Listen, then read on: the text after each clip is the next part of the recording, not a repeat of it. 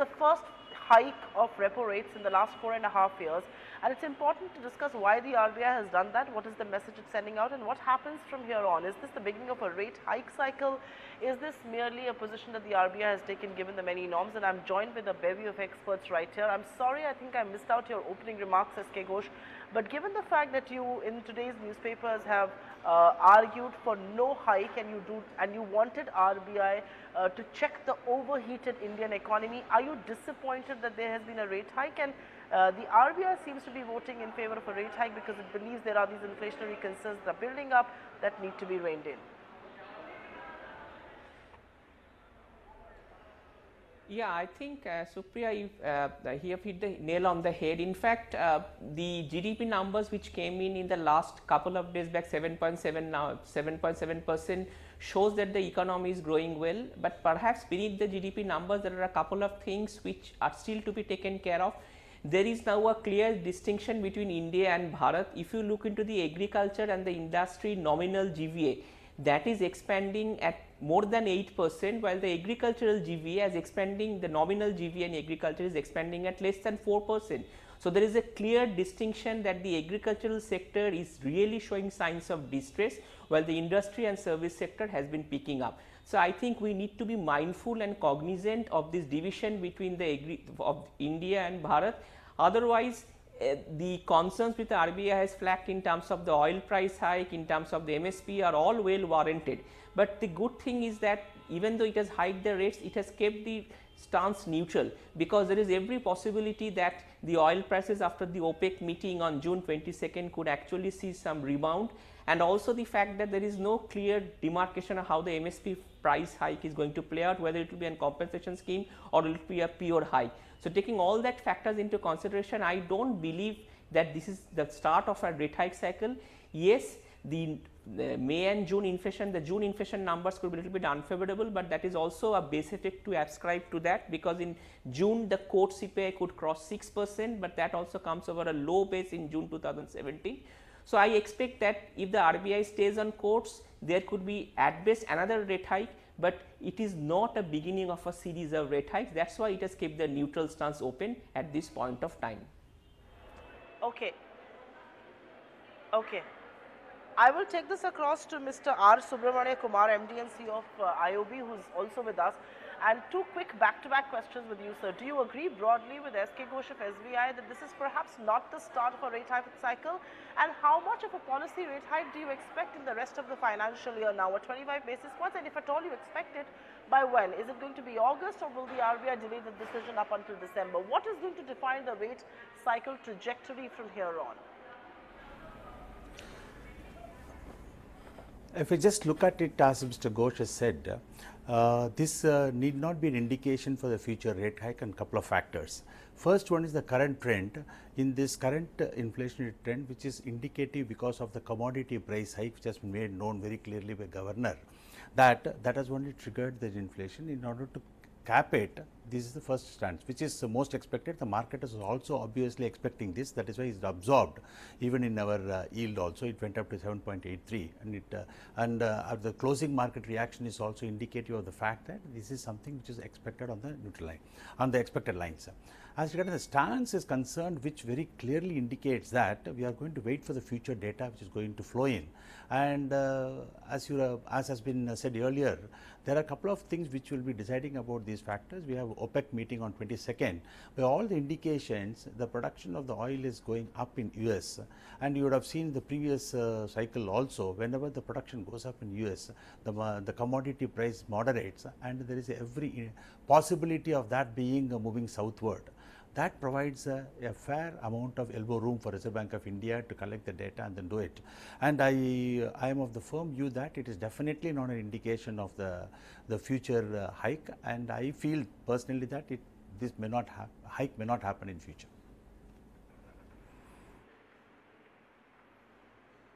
Okay, very quickly, a quick question to you, because I'm given to understand you have to leave. By when will we see banks act on this rate hike? By when will other EMIs get costlier? What will be the factors that will go into a rate hike decision as the level of banks? Mr. Subramania Kumar. See, if you look at it, the rate hike The rate hike is not directly linked to the repo alone. There is an ALCO which looks into that fund flow of the organization.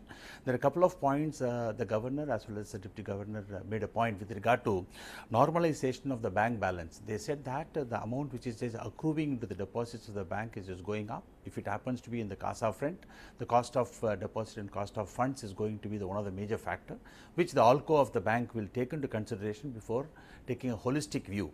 And mere increase need not be an indication. So, the ALCO of the bank will take various factors into consideration, and then a considered view will be taken by the ALCO of the bank.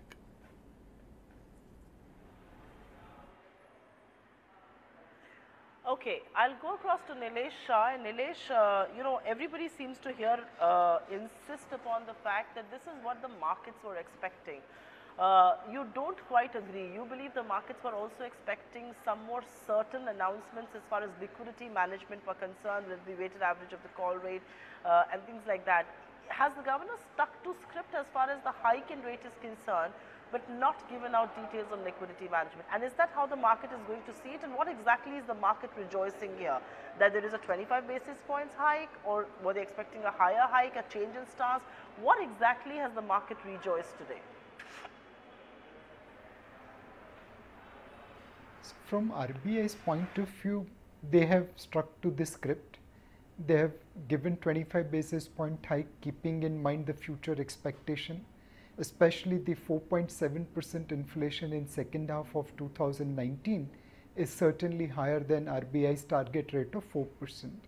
Second, they have kept themselves on neutral stance, which gives them flexibility to move in either direction, up, down, or stand still. Third, on liquidity, they have given standard answer that we will manage transient liquidity, we will manage durable liquidity, we will use all the tools which are available at our end. So certainly all these things are, from the RBI's point of view, what is as per the script and what market should expect. But clearly markets are in the mood for dil mange more. They need liquidity assurance through open market operations. Open market operations not only provide liquidity but also absorb government supply. There is a fear that fiscal spending could be higher ahead of election. It could result into slippage this year like it was there in last year, and that increased supply needs to be absorbed. Last year we had FII buying $27 billion. This year we have seen FII selling $4 billion year to date. So open market operation was market's way of expecting from RBI not only the liquidity but also absorbing the excess supply of government securities, which would have meant that at current level of interest rates probably it's worth entering because supply will be absorbed by the RBI. So OMOs would have served liquidity as well as absorption of supply scenario. The second thing, market also would have loved to see what will be RBI's roadmap to ensure that debt FIIs continue to remain invested in India. When our real interest rates were high and our currency was stable, we saw record inflows of $27 billion. At the first sign of trouble in terms of rupee depreciating by just about 3-4% between April to June, we have seen $4 billion worth of outflows. Now, is India looking to be part of the debt indices so that FIIs investments in debt market gets locked in, or we will allow them entry and exit as per their will? I mean, certainly in this year where the government fiscal slippage could add pressure on supply, we want FII to be buyer rather than the seller. There's no mention of that in the credit policy, which will again confuse market in terms of how things will be going forward. So RBI has played its role. It has kept certain cards closer to its chest, which they are in their right to do so. But little bit more communication would have given more assurance to the market and probably resulted into some amount of buying at current yields, which are significantly higher to their historical average. Okay. Okay. Nilesh, hold your thoughts there because I want to take the point forward about foreign outflows, and Jayesh Mehta and Subodhi Prakshit are also with us, and so is SK Ghosh. We'll go across to each one of you. Jayesh Mehta, let's begin with you. The foreign outflows from the debt market from January to now, year to date, is the same as one had seen in 2008. Now, what the RBI has not said anything explicitly, and in fact, the governor went on to say that the policy is based on just one thing, and that is inflation management and inflation targeting at 4%. Is the unsaid aim of the policy also to stop and stem these outflows, especially with rupee weakening and we are seeing levels of the currency fall 5% in 2018? Jayesh? I don't think we can do much about foreign outflows. As we saw, as Nilesh Bhai just said, with 3 to 4% depreciation on rupee, we did see a large outflow. And again, currency I would say would depend a lot on what happens globally, particularly to the oil. If oil goes back to 80, 82, we will see again the currency depreciation. So till the time some clarity comes on the movement of oil, which will have impact on currency, we don't really see much larger interest coming from foreign portfolio investors, particularly on the debt side, purely because of, you do have a great carry, but then if there is a depreciation on the currency, that takes away their carry. So from that perspective, you need a stable currency, which, we in India or RBI, or to that matter, cannot do much about it at this juncture. It's all about dollar strengthening and oil prices. So of course, it has kind of subsided now for the time being, but we don't know where is the next move, whether it's going to 70, whether it's going to 80 on the oil, and that's what we'll have to wait and watch.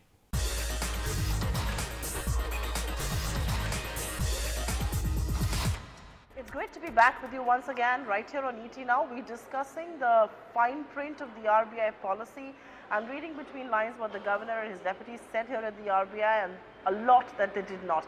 Joining us right here on ET Now is a special guest, Ms. Usha Thorat, former Deputy Governor at the RBI, joins us right here. Thank you very much, ma'am, for being with us. What is this rate hike in response to? This is the first rate hike in the last 4.5 years. Is this in response to the rupee? Is this in response to crude? Is this in response to global financial markets? Is this in response to the Fed?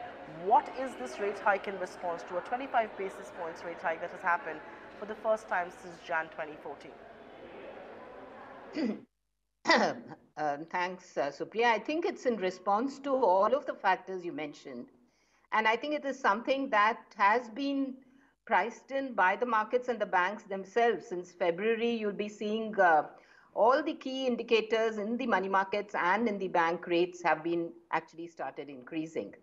And this is a variety of factors. No doubt the global outlook, the Fed hike and the anticipated hikes, the global environment for capital outflows, the capital outflows from our own markets, the narrowing and the closing in of the output gap, the increase in oil prices.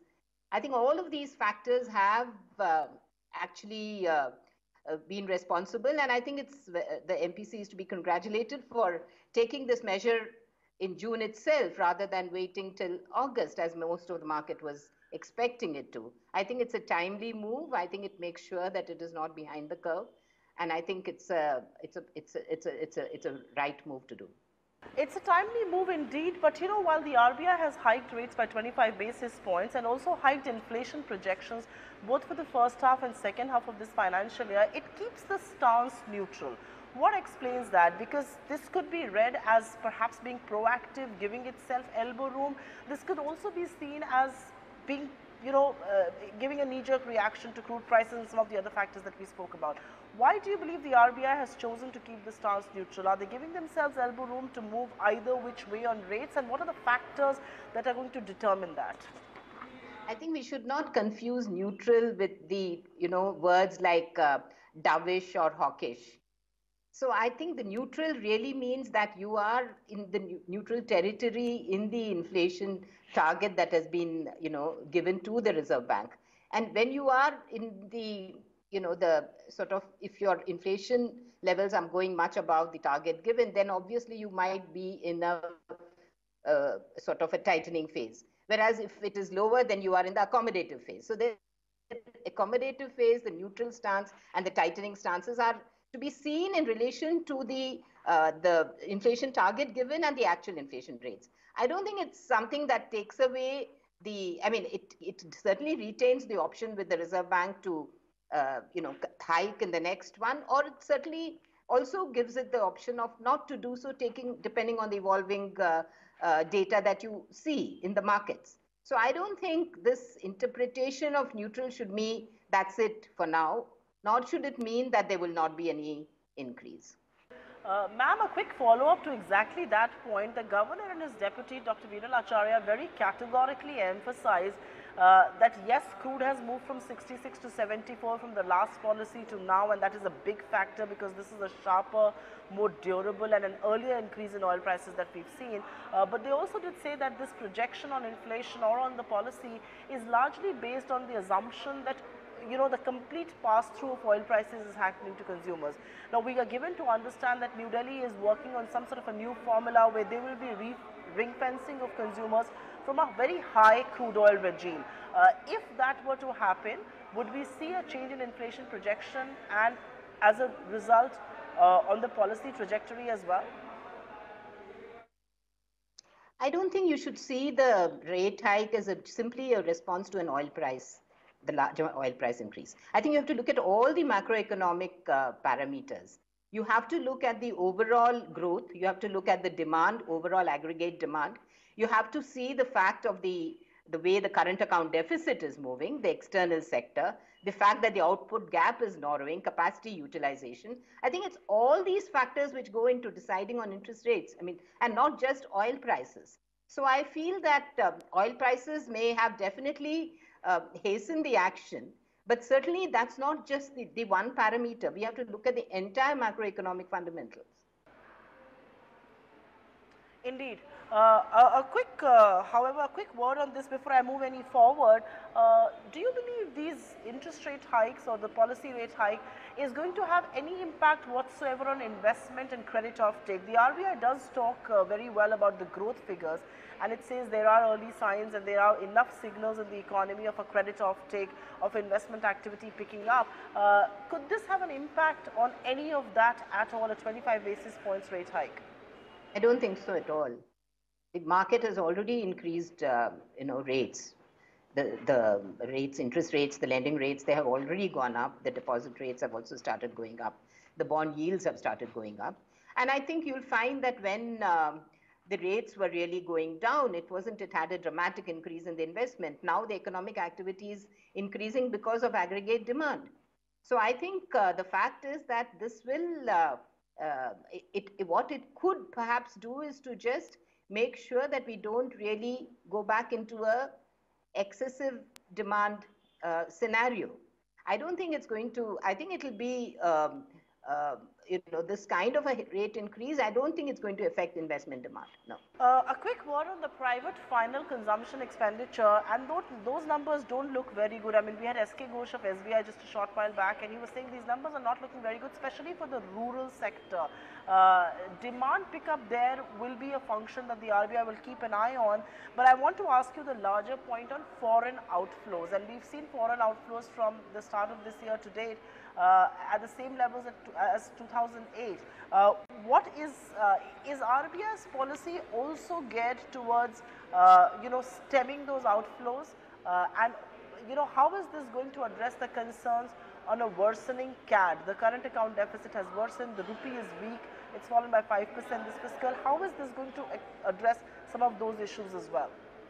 The way that one can look at the current account deficit is it's not as if you're going to be able to address it only with the interest rate policy. It is an overall macroeconomic policies towards supporting exports and supporting production, investment, and so on. But what has happened this year is the change in the outlook is because of the overall global environment on capital outflows. There has been an outflow of capital from all developing economies, all emerging market economies, and both from the bond markets and to a certain lesser extent from the equity markets. So I think in our case, definitely the outflows in the what has been happening for the last couple of months since, say, December, January, definitely implies that the exchange rate or the exchange markets come under pressure. And on top of it, there have been an increase in the import bill. The exports have also not so performed so well. So when you are faced with a current account deficit, I mean, the trade deficit not being sufficiently matched by, say, inward remittances, then you have a larger increasing current account deficit. It is a sign of macroeconomic demand pressure. So any way to address the current account deficit will be consistent with any monetary policy measure to address inflation. So from that angle, it's absolutely consistent.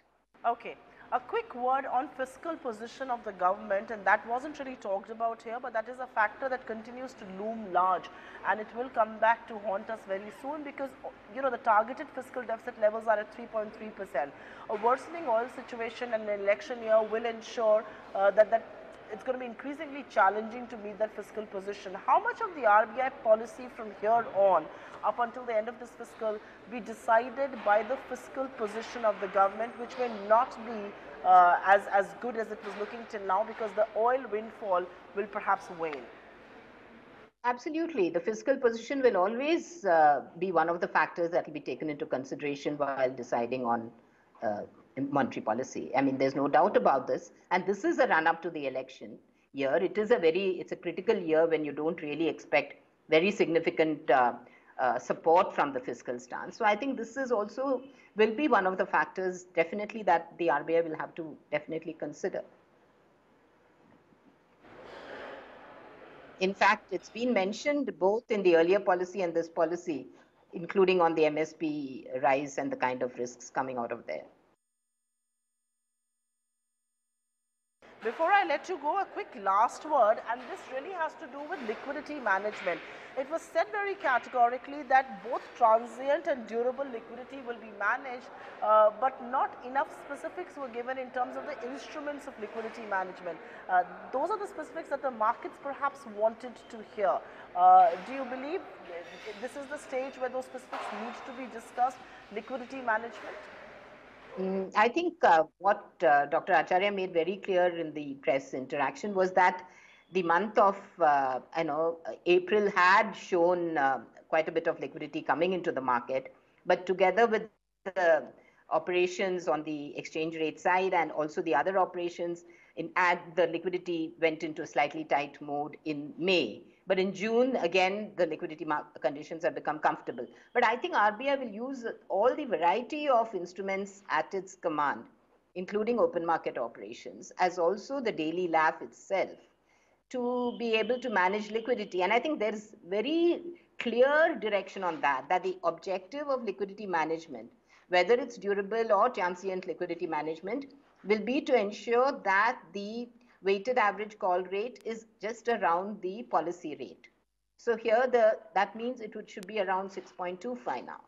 So I think that is the way the liquidity will be managed. And I don't think the market really, I think they know that this is something, you know, that they can expect. The actual liquidity in the market from time to time would depend clearly on whether there are tax payments to be made and, you know, any government expenditure taking place. Okay. On that note, Ms. Usha Thorat, thank you very much for joining us with your take on the RBI policy.